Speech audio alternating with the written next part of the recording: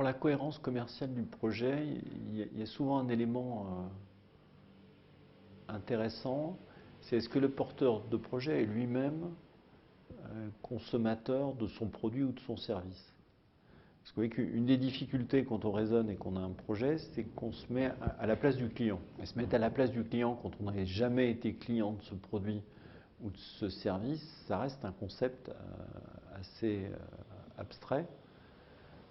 Donc à certains moments, l'enjeu, c'est de trouver un client potentiel et de voir sa réaction réelle au produit et de voir notamment quelles sont ses attentes prioritaires.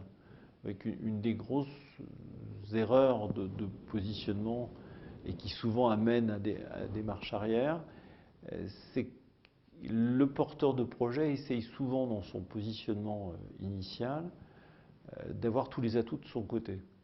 Donc il aimerait que son produit soit de la meilleure qualité possible, que le tarif soit extrêmement bas, qu'il communique bien. En pratique, un produit qui arrive sur le marché où on dit la qualité est très forte et le prix est très bas, a plutôt tendance à générer du scepticisme que de l'enthousiasme, sauf exception. Donc souvent l'idéal c'est d'arriver à trouver ce consommateur possible et de voir quelle est sa réaction.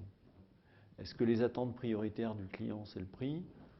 Est-ce que c'est la qualité du produit? Est-ce que c'est l'accueil? Est-ce que c'est le service client? Est-ce que c'est... Et généralement, ces attentes prioritaires, si on se trompe, on va envoyer sur le marché une offre, on va penser que c'est l'offre déterminante, et souvent elle ne va pas être déterminante.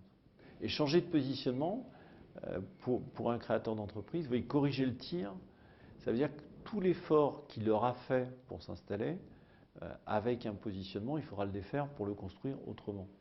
Et souvent, ceux qui testent officieusement le marché avant pour voir comment ça répond, disent « mais oui, moi j'en ai trouvé des clients. Mais est-ce qu'on les a trouvés aux conditions normales?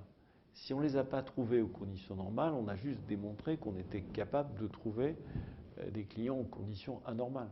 Mais le jour où on passe en conditions normales, c'est une autre famille de clients qu'il va falloir trouver avec un autre type d'argumentaire.